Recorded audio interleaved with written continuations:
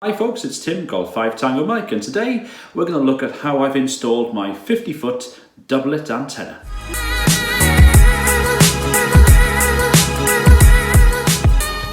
Well, thanks for stopping by. If you're new to the channel, then welcome aboard, and think about clicking that subscribe button and the notification bell for any future videos, and thumbs up would be lovely too. And if you're somebody who's been here before and you're returning again, then nice to have you back with me.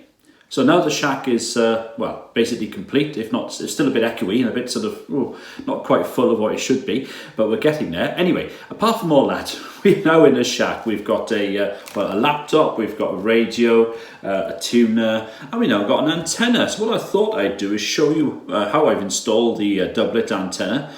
She's a 50-foot, that's 15-meter long doublet, two 25-foot legs, two 7.5-meter long legs or thereabouts, and how I brought the feed lines into the shack, because I've arranged for either ladder line or coax to be, and coax actually can both be brought into the shack. So I'll just show you how I've done that, or how actually I got somebody else to do it for me is the truth of it. But I'll just show you the arrangements here and see what you think. So without any more waffle from me, let's go and take a look. It's dark out there now, but I filmed this earlier. Let's go and take a look at the doublet installation. So here's the antenna, and that's the center supporting pole with the two arms going down, both 25 feet, 7.5 meters long or thereabouts. And as you go to the right, you can see it going down to that support pole, and then just coming down to there before we have the insulator with the rope tying it off further down the fence. And on the left hand side, it goes down to that pole and down another 4 or 5 feet, about 1.5 meters. And here's the ladder line, comes down to about 3 meters high, about 9 feet high. And then you can see it comes down the non-conductive fiberglass pole all the way down to about 9 feet, 3 meters, along the plastic facing there, until it comes down to a couple of bolts into the wall. And that's where I've connected the ladder line.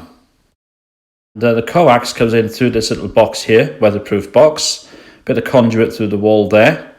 You can easily pass a couple of fairly thick pieces of coax, and that goes through into the inside wall.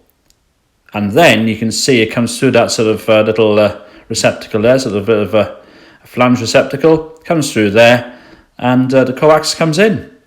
And then that's the other side of the wall, which connects the ladder line electrically. So there you go, that's how she looks. 50-foot doublet then, 15 meters long.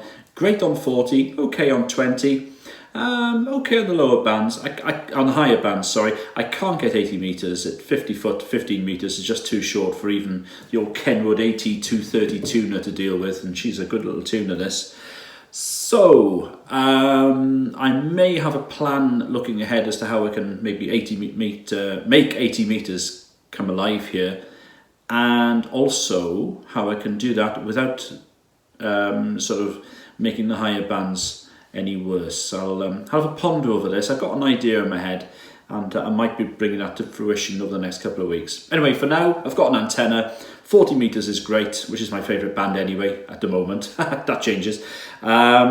I'm really enjoying it. But the sunspots we've got now, fantastic to hear all these faraway stations coming in, and great inter-G at the moment as well. Great contacts within the UK because of these higher sunspots. I believe there's a link there as well. So fabulous stuff, and long may it continue.